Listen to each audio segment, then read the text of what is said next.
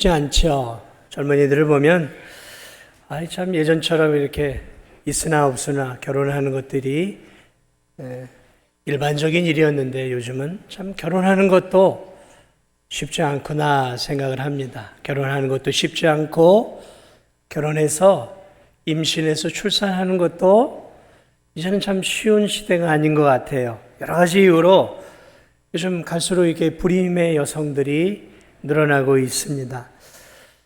오늘날만은 아니죠. 예전에도 불임의 여성들이 많이 있었습니다. 성경을 보면 생각보다 여러 군데서 이렇게 불임의 여성들, 믿음의 여성들의 불임, 그 불임 때문에 가정 안에서 어려움을 겪고 있는 것들을 성경은 여과 없이 우리에게 보여주고 있습니다. 아브라함의 아내 한나도 그랬고, 그리고 야곱의 아내 라헬도 그랬죠. 그러고 보면 불임, 여성의 불임은 고대나 현대, 또 믿음을 가진 여성이나 믿음이 없는 여성이나 모두에게 찾아오는 것임을 볼 수 있습니다.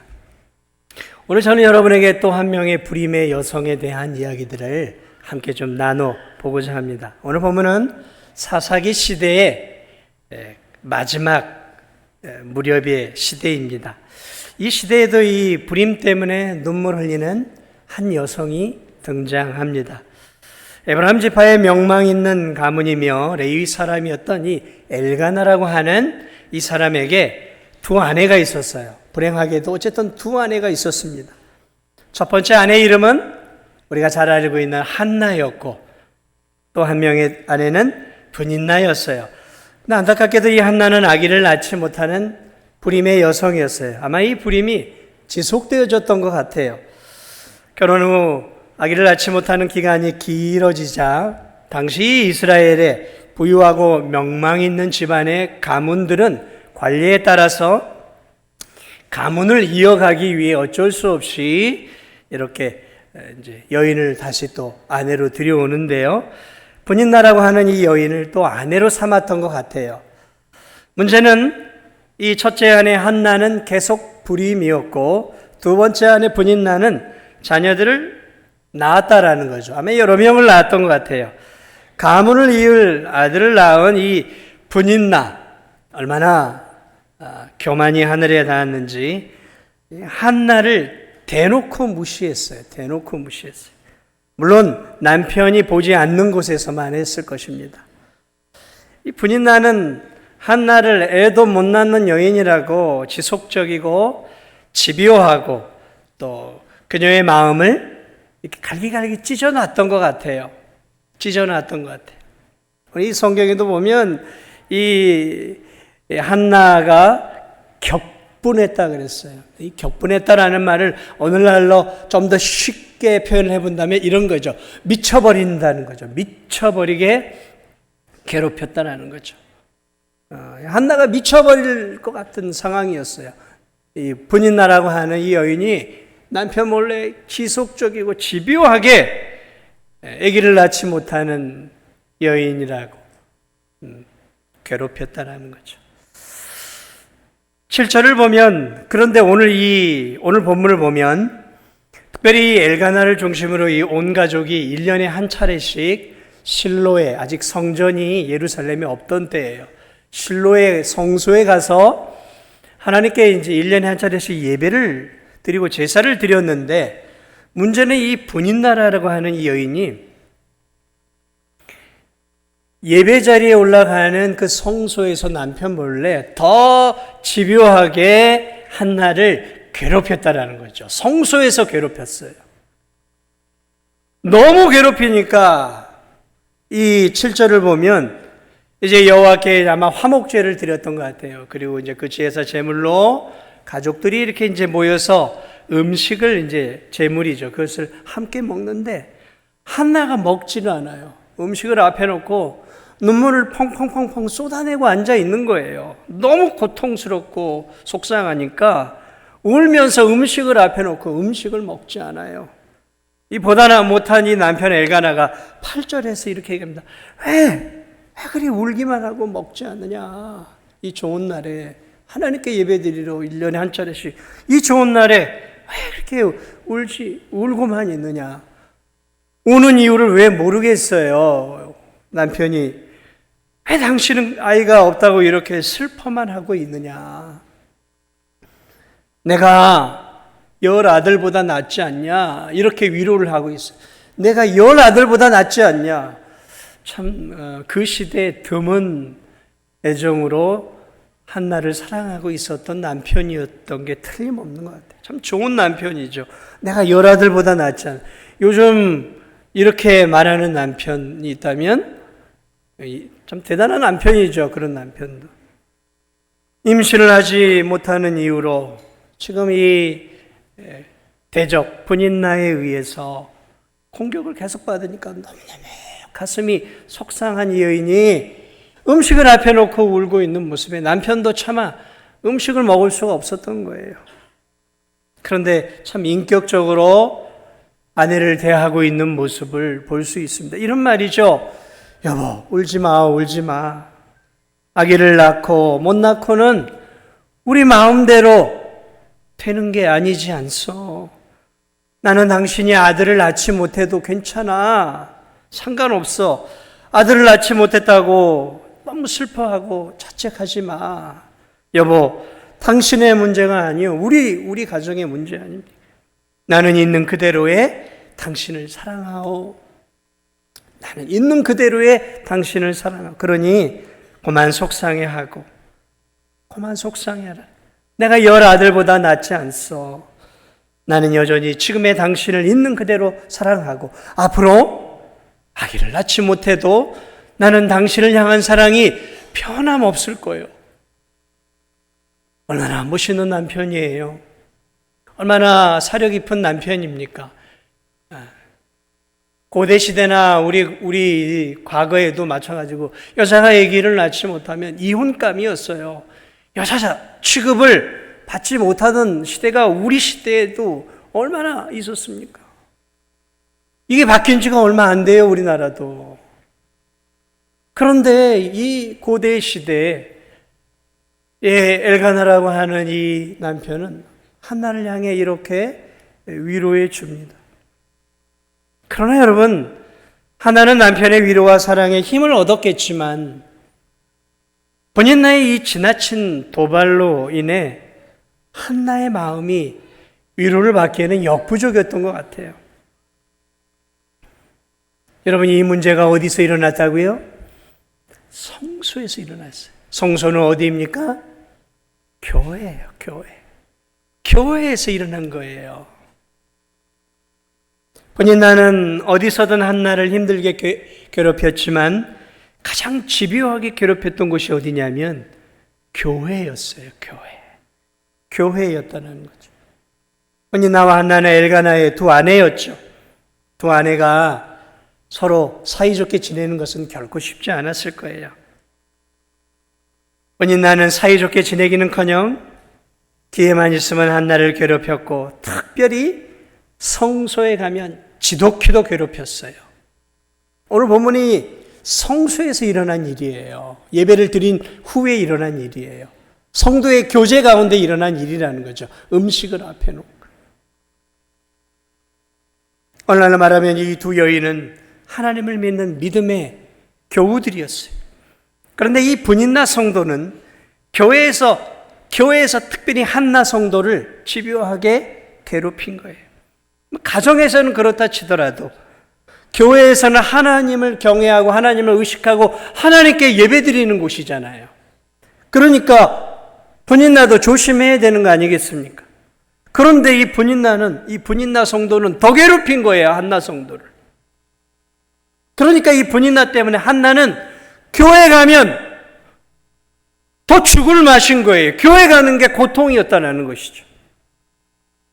저는 이 말씀을 이렇게 읽으면서 묵상하며 그런 생각이 들었어요. 오늘도 이런 일들이 교회 안에서 비일비재하게 일어나고 있다는 거죠.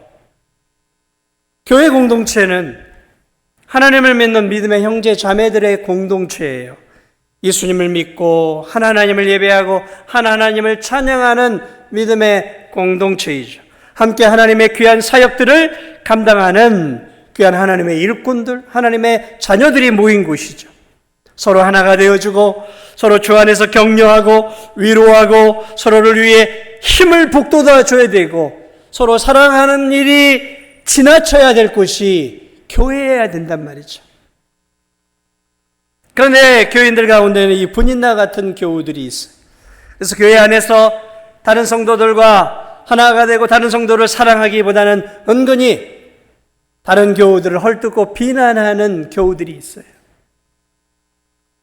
분인나가 한나의 약점을 은근히 도발하고 무시하고 집요하게 물고 늘어졌던 것처럼 다른 성도들의 약점, 다른 성도들의 허물, 다른 성도들의 부족함들을 보면 가만히 있지 않아요. 이 입이 가만히 있지 않아요. 비난합니다. 친한 성도들을 모아놓고 비난하고 비판해요. 연약한 성도들의 허물을 보면 입을 꾹 다물고 그 연약한 성도들을 위해 기도해 줘야 되는데 이 입이 그 허물을 드러내는 일들의 앞장을 서고 있어요. 안타까운 일들이죠. 하나님께 예배드리는 가장 은혜스럽고 사랑이 넘치고 기쁨이 충만해야 될 이 성소에서 한나는 하나님으로부터 어떤 위로를 받았는지 모르겠어요. 그러나 그 위로를 받았다 하더라도 자신을 괴롭히고 있는 저 분인나라고 하는 성도로 말미암아 교회에 나와서 예배드리는 게 죽을 맛이었던 거예요.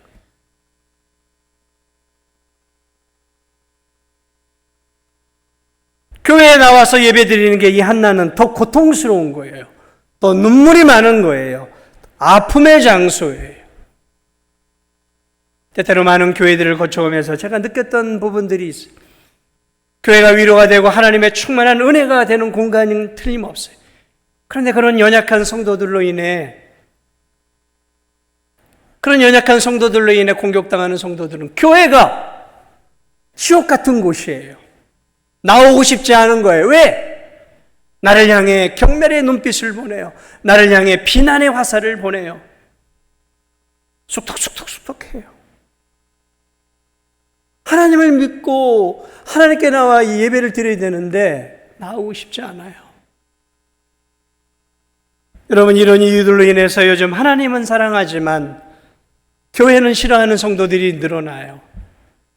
예수 그리스도는 사랑하는데 교회 나가기가 두렵고 싫은 성도들이 있어서 교회에 드문드문 나오기 시작하다가 안 나오는 성도들이 있어요. 그래서 우리는 가나안 성도라 그래요. 가나안은 거꾸로 하면 안 나가 성도예요. 이 코로나를 거치면서 이런 교인들이 훨씬 더 많아져 버렸어요. 교회 나가서 내가 이런 상처를 받고 이런 소리를 듣느니 차라리 내가 핸드폰으로, 차라리 TV로, 차라리 내가 인터넷으로 예배를 드리고 하나님을 섬기는 게 낫지. 내가 왜 교회 나가서 상처를 입어? 내가 왜 교회 나가서 싫은 소리를 들어? 그래서 교회를 나오지 않아요. 이걸 오늘날로 플로팅 크리스찬이라고 그래요. 부평초 크리스찬. 뿌리가 없었어요. 그렇게 둥둥 떠다녀요. 이 교회에 한번 갔다, 또 저 교회에 한번 갔다가, 저 교회에 몇 달 다녔다가, 또 요 교회에 몇 달 다녔다가 이렇게 그냥 떠다니는 거예요. 이 부평초 크리스찬들이 한국교회가 엄청나게 늘어나고 있어요. 이해해요. 저는 공감합니다. 그러나 그들의 모습을 지지할 수는 없어요. 그러나 공감한다라는 거죠. 이 한나가 그랬던 거예요. 한나가 얼마나 힘들었을까. 참으로 가슴 아픈 일이 아닐 수 없죠. 우리가 신앙생활하면서 원치 않게 다른 성도들에게 분인나의 역할을 할 때가 있어요. 분인나의 역할. 그런 것들을 우리가 잘 기억하고 신앙생활을 해야 한다는 거죠. 나도 모르게 무심코 내가 뱉어내는 감정을 실은 그 한마디 한마디가 다른 성도들의 가슴을 찌르고 대못을 박는 거예요. 그것이 목회자일 수도 있고요. 그것이 중직일 수도 있고요. 그것이 집사일 수도 있고 권사일 수도 있는 거예요. 우린 그런 부분들을 주의해야 합니다. 그래서 나로 인해 교회 나오는 것이 죽을 맛이 되는 성도가 되어서는 안 돼요. 죽을 맛이 되어서 세상 속에 죽을 맛이 되어 살아도 교회에 오면 살 맛이 나야 되는 거 아니겠습니까? 아멘. 교회는 살 맛이 나는 곳이 되어야 하는 곳이죠. 그런 곳이 교회죠. 그러기에 교회는 이 시대의 마지막 소망이고 우리 그리스도인들에겐 광야와 같은 곳에서 오아시스와 같은 곳이 교회예요. 그러나 종종 이러한 연약한 성도들로 인해 고통을 당하는 성도들이 있음을 오늘 이 성소 안에서 일어나는 일들을 통해 우리가 다시 한번 오늘을 사랑하는 우리의 교회와 우리 자신의 모습을 잠시나마 좀 돌아보았으면 좋겠습니다. 자, 어쨌든 한나를 향한 남편의 위로는 본인나로 인해 극한의 괴로움과 슬픔 가운데 있는 한나를 위로하지 못했어요. 그럼 이 한나는 어떻게 이 고통스러운 상황들을 헤쳐나갔을까요? 오늘 이 본문에 한나가 믿음을 가지고 있었던 한나가 자신의 어려움을 헤쳐나가는 지혜로운 방법들이 오늘 나오고 있어요. 먼저 알 수 있는 것은 이 한나의 고통스러운 이 환경을 이 성숙한 인격으로 먼저 해결해 가고 있는 모습을 보게 됩니다. 먼저 성숙한 인격으로 해결해 가고 있어요. 인간관계를. 그 사람이 성숙한 믿음을 갖고 있느냐 아니냐는 그 사람의 인간관계를 보면 알 수 있습니다. 정확해요. 인간관계를 보면 알아요. 이 사람이 어떻게 인간관계를 가지고 있느냐를 보면 이 사람이 성숙한 성도인지 미숙한 성도인지가 분명하게 드러납니다. 하나의 잣대죠. 오늘 이 본인나를 대하는 자세를 보세요. 한나는 싸움닭같이 늘 자신을 못 잡아먹어서 안달나니 본인나와 대립하는 모습을 전혀 보이지 않습니다. 대립하지 않아요. 사실은 한나가 더 힘이 있는 여인입니다. 왜냐하면 여전히 남편이 한나를 사랑하고 있기 때문에, 첫 번째 아내이기 때문에. 본인은 너무도 잔인하고 옹졸한 여인이었어요. 야비하게 남편 몰래 뒤에서 한나를 무시하고 짓밟았어요. 성경을 보면 한나는 본인나와 똑같이 비열하게 욕하고 싸우지 않습니다. 제가 볼 때는 이런 경우라면 서로 머리끄댕이를 잡아야 되는 거예요. 자꾸 이것이 어디서 감히 아기를 낳았다고 나한테 삿대질이야. 너 한번 죽어볼래? 그럴 수 있단 말이죠. 첫 번째 아내니까. 아니면 사랑을 받고 있는 첫 번째 아내니까 남편에게 얘기해. 여보, 이 본인나가 당신이 없는 데서는 뒷담화를 까고 나에게 고통을 주고 있어. 어떻게 좀 해주십시오 하고 고자질할 수도 있는 거 아니겠어요? 그녀가 인간적으로 취할 수 있는 방법은 여러 가지가 있었어요. 그런데 오늘 성경을 보면 한나는 본인나와 대립하고 있지 않아요. 여러분, 우리가 인간관계를 할 때 이거 잘 기억해야 됩니다. 성도들이 어떻게 인간관계를 내 마음에 들지 않는다고 저쪽이 공격하면 나도 공격하고, 저쪽이 주먹을 날리면 나도 주먹을 날리고, 저쪽이 나를 뒤에서 뒷담화를 까면 나도 다른 사람들 모아놓고, 여러분, 그건 성숙한 인격의 성도가 아니에요. 오늘 본인나의 모습 속에는 그런 것들이 전혀 없어요. 눈에는 눈, 이에는 이. 우리는 대충 그러잖아요. 네가 나에게 이렇게 해줬어? 좋아, 나도 너에게 이렇게 해줄게. 아니, 한 방 내가 더 날려주지. 우리 안에는 그런 게 있잖아요. 그런데 오늘 이 하나는 본인나를 대하는 자세가 그런 자세가 아니었어요. 이 못돼먹은 이 저열한 이 여인을 한나가 똑같은 방식으로 대하고 있지 않다는 거죠. 남편을 대하는 자세도 마찬가지예요. 지금 아기를 낳지 못하는 것은 절반의 책임은 남편에게 있는 거 아니에요. 지금처럼 무슨 뭐가 문제인지를 모르잖아요. 남편에게 이렇게 화를 낼 수도 있지 않겠어요. 야곱의 아내 라헬이 뭐라 그랬어요? 아기 낳지 못하니까 어떻게 했어요? 나로 하여금 아기를 낳게 하라. 안 그러면 나 죽어버리겠다. 이러면서 남편을 협박하고 위협하잖아요. 내 첩이라도 해서 아기 낳아라. 이 라헬은 그랬잖아요. 한나도 그렇게 할 수 있지 않았겠어요? 그런데 이 남편에게 아기를 낳지 못하는 것에 대해 분풀이를 할 수 있지 않았겠어요? 그런데 그런 것들이 전혀 없어요. 남편에게 책임을 돌리지도 않아요. 바가지를 긁지 않습니다. 남편을 협박하거나 위협하지 않아요. 부부간의 문제가 힘들면 남편이 별로 잘못이 없어도 화난 감정을 남편에게 쏟아 부을 수도 있고, 서로가 부부가 위로받기 위해서 감정을 쏟아 부을 수도 있잖아요. 그런데 오늘 이 화풀이할 대상을 남편으로 대하지 않습니다. 굉장히 성숙한 여인이에요, 저. 심지어 이 고난과 시련 속에서 자신을 탓하지 않아요. 보통 이런 경우에는, 이런 시대 여인들은, 이조 시대의 여인도 마찬가지지만 자기 자신을 탓해요.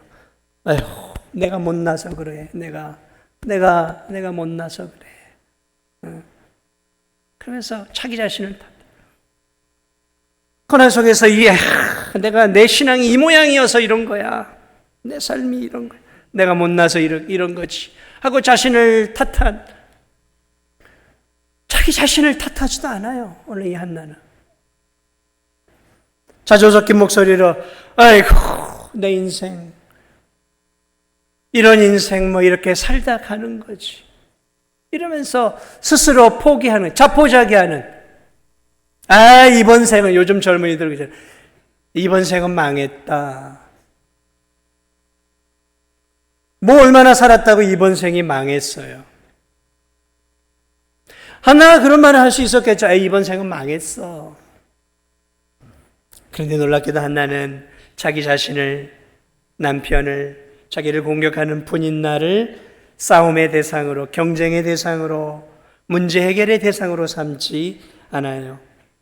그리고 그녀는 싸움의 대상을 택합니다. 하나님을 자신의 영적 싸움, 영적 씨름의 대상으로 하나님을 선택을 해요. 하나님에게 나아가서 기도합니다. 밥을 먹지 않고 아마 이렇게 홀로 나왔던 것 같아요. 그리고 이 여인이 어디로 들어가냐면 홀로 성소로 들어가요. 성소로 들어가서 이 앞쪽 쯤 앉았던 것 같아요. 그 제사장, 대제사장 저 뒤쪽에 이렇게 앉아있어요. 이 앞쪽에 나와서 자신의 이 고통스러운 마음으로 울며 기도합니다. 눈물이 흐르지 멈추지 않았던 이 여인이 울며 하나님께 기도해요. 오늘 성경을 보니까 10절을 보니까 한나가 마음이 괴로워서 여호와께 기도하고 통곡했어요. 통곡하고 눈물을 콸콸콸콸 하나님께 쏟아내요. 하나님께 쏟아내고 있어요. 사람에게 원망하고 사람에게 사람과 대적하고 사람과 싸워서 뭔가 해결하려고 하지 않고 이 여인이 하나님께 나와서 홀로 성소에 나와서 자신의 시린 가슴, 찢어지는 가슴을 부여잡고 하나님 앞에 눈물을 흘리며 기도하기 시작합니다.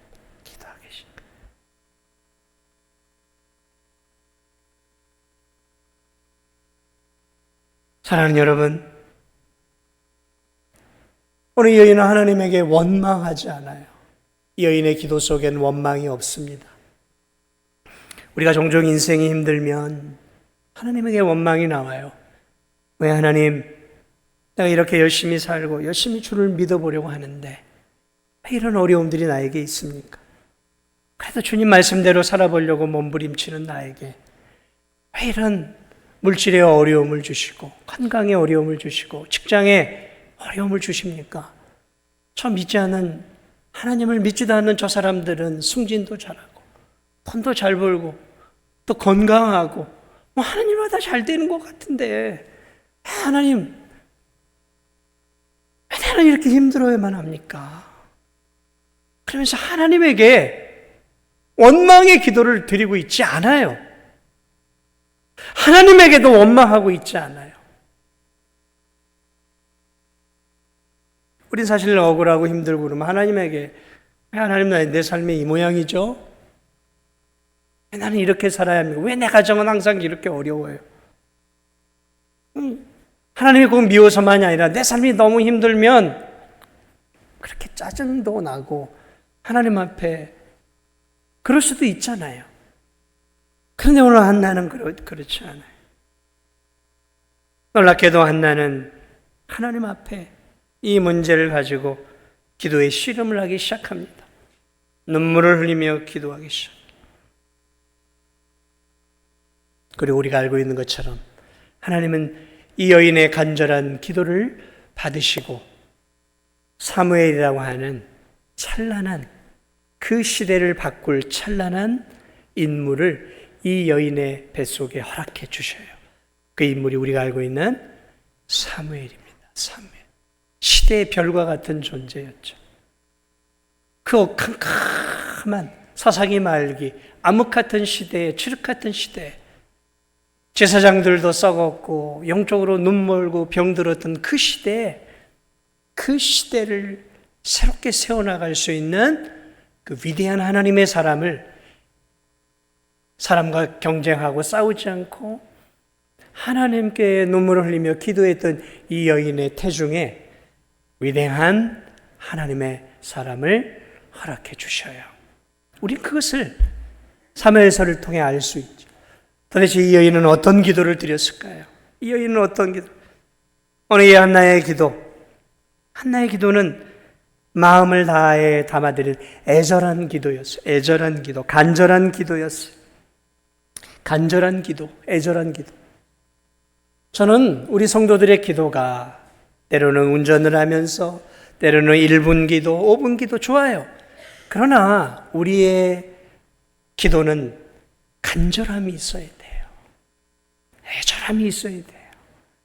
여러분 정말 삶이 너무너무 힘든데 누군가에게 예를 들어 돈을 꿔야 되는데 여러분 돈을 꿀 때 머리 거쳐 세우고 손에 주머니에 손 넣고 나 돈 좀 꿔줄래? 여러분 이렇게 하세요? 최대한 얼마나 자존심 상하는 일이에요. 돈 꾸는 일이. 최대한 이렇게 낮춰서 돈을 꾸려고 하는 거. 사람에게도 뭔가 돈을 꾸려고 하면 뭔가 아쉬운 소리를 하려면 내 자존심 다 죽이고 그래야 되는 게 맞는 거죠. 하나님 앞에 거룩하신 하나님 앞에 나아가 기도할 때 우리 한나의 기도는 하나님 주시지 않으면 안 됩니다라는 애절한 기도였어요. 간절한 기도죠. 간절한 기도. 마음을 쏟아내는 이 간절한 기도. 자신의 감정을 쏟아내는 간절한 기도. 여러분 기도 가운데 여러분 언제 눈물 흘려보셨어요?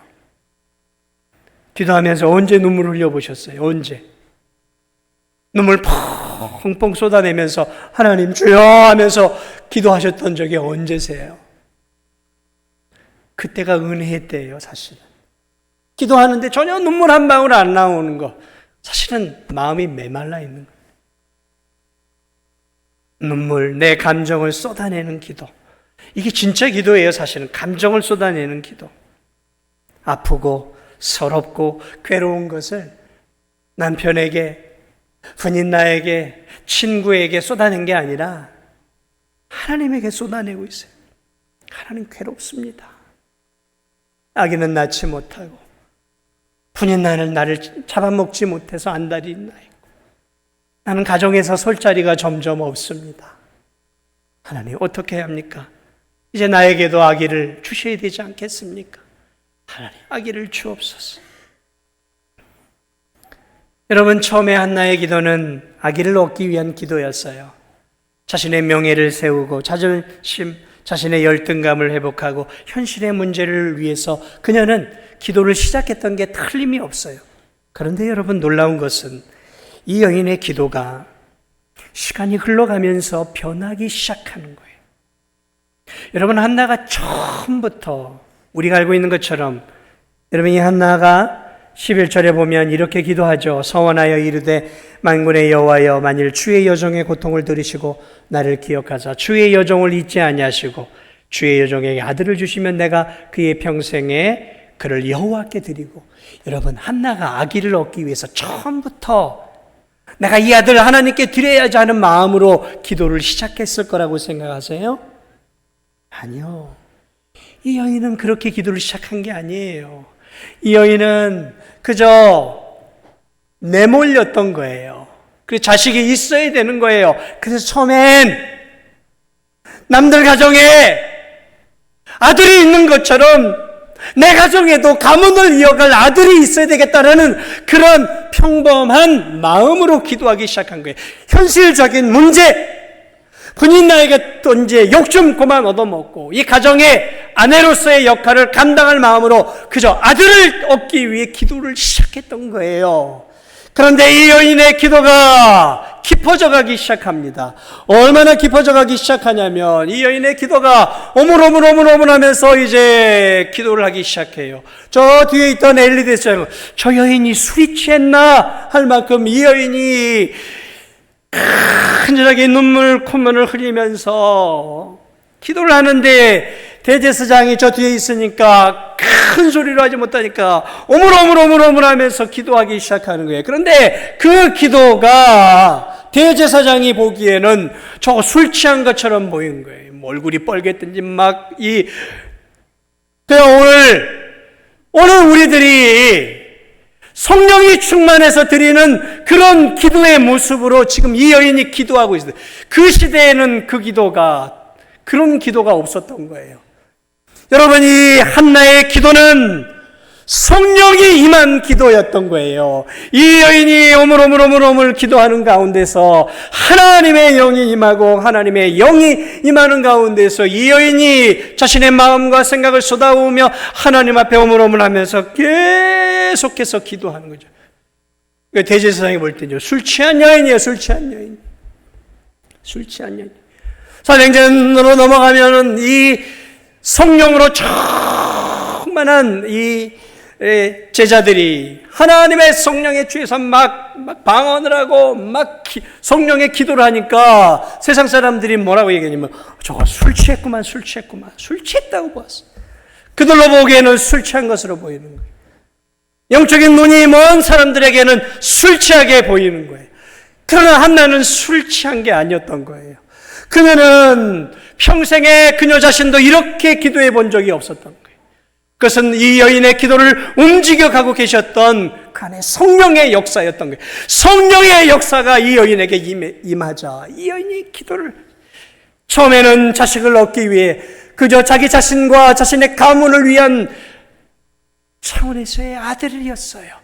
그런데 시간이 흘러가는 가운데서 성령이 임하자 이 여인의 기도가 바뀌기 시작합니다. 아들은 아들이었지만 그 시대적인 상황 속에서 하나님이 필요한 것은 평범한 가문을 이끌어갈 기도가 아니라 이 시대의 어두운 시대를 밝히는 그러한 하나님의 일꾼이 필요하다는 것들이 기도 가운데 성령의 은혜 가운데 이 여인의 마음속에 일어나기 시작했던 거예요. 그러면서 이 여인의 기도가 자신의 평범한 삶을 채우는 기도가 아니라 이제 이 민족에게 필요한 어둠을 밝힐 수 있는 경건한 하나님의 사람이 하나님 내배 안에 주어지기를 원합니다라는 그런 기도 시작과 기도 중간에 그녀의 기도가 놀랍게 바뀌기 시작하면서 이 여인의 기도가 이제는 우리가 상상치 못하는 기도의 제목으로 나왔던 거예요.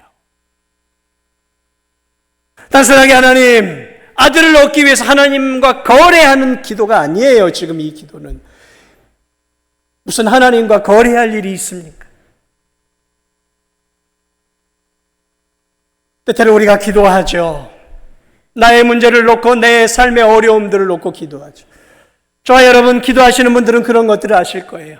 내 문제의 인생의 어려움을 놓고 한참을 기도하기 시작합니다. 그런데 여러분 그거 아세요? 기도가 무르익어 가고 기도가 쌓이고 기도가 무르익어 가면 그 기도, 나만을 위해 했던 그 기도가 바뀌기 시작하는 거예요. 하나님의 영광을 위한 기도로, 하나님이 기뻐하는 기도로 내 기도가 바뀌어 간다니까요. 여러분 믿으십니까? 기도하시는 분들은 아실 거예요. 이 제가 말하고자 하는 내용이. 처음엔 나 자신을 위해, 내 문제 해결만을 위해 기도하던 기도가 깊어지면 성령이 나를 만지기 시작하면서 내 기도가 나만을 위한 기도가 아니라 교회를 위한 기도로, 교회를 위한 기도에서 이 민족과 이 나라와 민족과 한국 교회뿐만 아니라 하나님 나라와 영광을 위한 기도로 내 기도가 바뀌어 간다라는 거죠. 그런 역사가 이 한나에게서 일어난 거예요. 단순하게 거래하기 위한 그러한 기도가 아니었다라는 것이죠. 기도 가운데 결국 이 한나의 기도와 하나님의 뜻이 하나가 되어진, 한나의 마음과 하나님의 마음이 일치된 기도가 응답이 된 거죠. 기도의 응답은, 사랑하는 여러분, 기도의 응답은 간절하게 드린다고 응답이 아니라 내 기도와 하나님의 뜻이 하나가 되어질 때 응답이 되는 거예요. 아멘.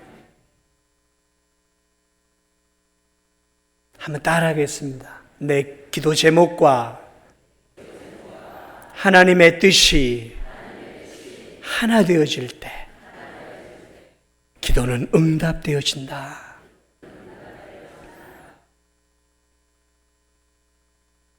한나의 기도. 영적으로 무디었던 대제사장은 그녀가 술 취한 줄 알았어요. 그런데 그녀의 기도는 술 취한 기도가 아니었던 거예요. 모든 것들을 쏟아부었던. 이 여인의 기도는 지금 씨름하는 기도. 야복강에서 생명을 걸고 하나님과 씨름하며 하나님 내게 복 주지 않으면 나 하나님 못 놓습니다. 목숨을 걸고 기도했던 이 야곱의 기도의 모습이 오늘 이 한나의 기도 속에 고스란히 담겨 있다는 것이죠. 기도는 이런 거에 돼요. 이렇게 기도해야 합니다. 말씀을 마무리합니다. 여러분, 인생의 어려움 가운데서 사람과 다투지 마세요. 사람과 싸우지 마세요. 사람들과 씨름하지 마세요. 왜 그렇게 진을 뺍니까? 왜 다른 사람들하고 아웅다웅 그렇게 합니까? 우리의 싸움은 혈과 육이 아니에요. 하나님께 가져가서 하나님과 씨름하세요. 하나님과 씨름하시기를 축복합니다. 사람과 다투어서 뭔가 사람과 다투어서 이겨도 이긴 거 아니에요. 찝찝하죠. 사람과 다퉈가지고 이긴 겁니까 그게? 지면 더 비참해지는 거. 이겨도 이긴 게 아니에요. 사람과는 싸우는 거 아니에요. 다투는 거 아닙니다. 성도는 사랑의 대상이지 경쟁과 싸움의 대상이 아니에요. 인생에 어려움이 있으면 한나처럼 목숨을 걸고 죄의 성소에 나와 하나님과 씨름하는 거예요. 그것을 우리에게 가르쳐주고 있어요. 그럴 때 하나님과 승부할 때, 하나님과 씨름할 때 때가 되어지면 됐다. 내가 졌다. 그래, 내가 응답해 주마. 그런 때가 오는 것임을 여러분 믿으시기 바랍니다. 응답받을 때까지 기도하는 거예요. 저 하나님을 믿지 않는 무당도 구술해도 언제까지 합니까? 뭐가 올 때까지 하잖아요. 올 때까지. 하물며 살아계신 하나님을 믿는 우리들이 인생의 어려움 속에서 고작 기도 몇 번 하고 잠시 기도하고 에이 응답 없네. 그건 아니에요. 이 가을 인생에 문제가 있습니까? 풀기 어려운 여러분의 가정 안에, 직장 안의 삶 속에 무거운 인생의 짐이 있습니까? 교회로 나오세요. 기도의 자리로 나오세요. 그래서 골방으로 가세요. 그리고 하나님과 이 여인처럼 남편 탓하고 사람 탓하고 다른 성도 탓하고 그런 거 하지 말고, 하나님 탓하고 그런 거 하지 말고, 하나님이 나에게 기도하라고 사인을 주시는구나 라고 생각하고, 인생의 위기와 어려움을 하나님이 나에게 기도하라고 주시는 사인인 줄 알고 하나님께 나와 간절하게 기도하며 응답을 좀 맛볼 수 있는 그러한 저와 우리 진도중앙교회 성도들, 오늘 예배에 참여한 우리 성도들이 되시기를 예수님의 이름으로 축복을 드립니다. 우리 함께 찬양하기를 원합니다.